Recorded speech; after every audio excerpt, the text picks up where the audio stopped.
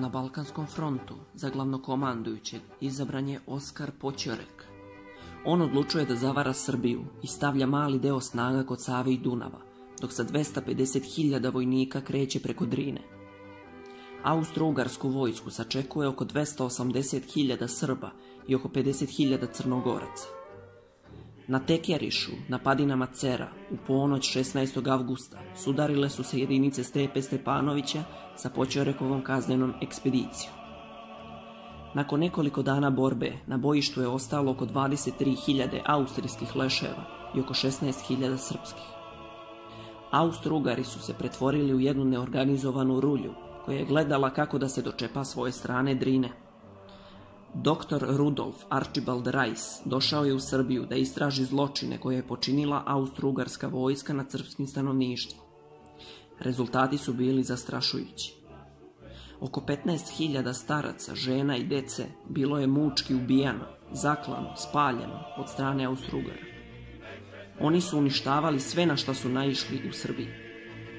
Najviše je ljudi stradalo u Mačvi i Podrinju. Borba na padinama Cera bila je prva pobjeda saveznika u Velikom ratu. Srbija nije bila uopšte u dobroj situaciji.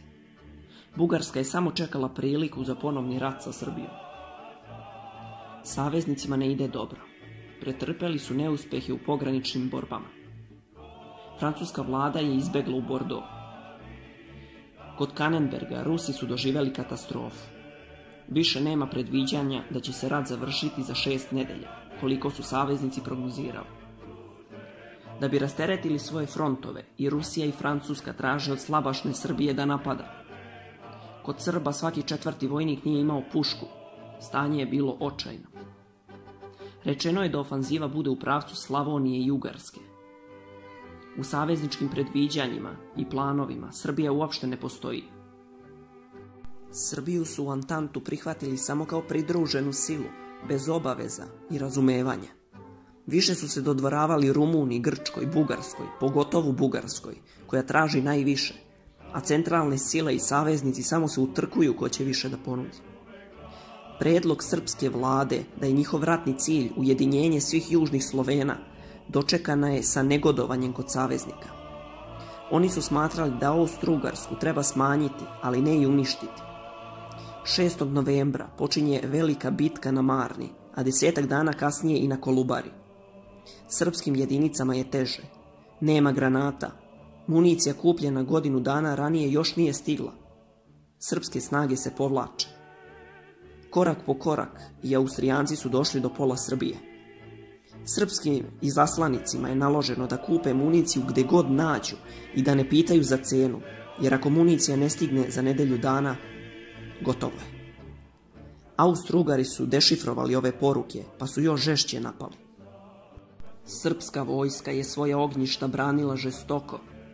Čak i stari kralj Petar došao u prve rovove.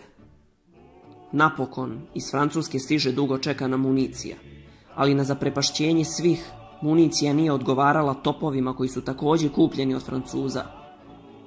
Da li je to bila greška ili namera, nećemo saznati, ali radnici u Kragujevcu brzo ispravljaju grešku i municija se otpremljuje vojsci. Ipak, 30. novembra, trupe odbrane Beograda napuštaju Beograd. Ceo svet očekuje vest o kapitulaciji Srbije, ali umjesto toga stigla je vest da su srpske trupe krenule u protivofanzivu. Austrijanci nisu mogli da se suprotstave i počeli su povlačenje. General Živojin Mišić obaveštava da na teritoriji Srbije nije ostao ni jedan jedini austro-ugarski vojnik, osim zarobljenika i leševa. Od početka rata Austro-ugarska je u Srbiji izgubila oko 270.000 vojnika i oficira. Nakon ove velike pobede, srpska vlada donosi Nišku deklaraciju, to jest da je ratni cilj Srbije ujedinjenje Srba, Hrvata i Slovenaca u jednu državu. U Srbiji se potom javlja epidemija tifusa, koja je desetkovala vojsku i stanovništvo. Procenjuje se da je od te bolesti u Srbiji umrlo preko 300.000 ljudi.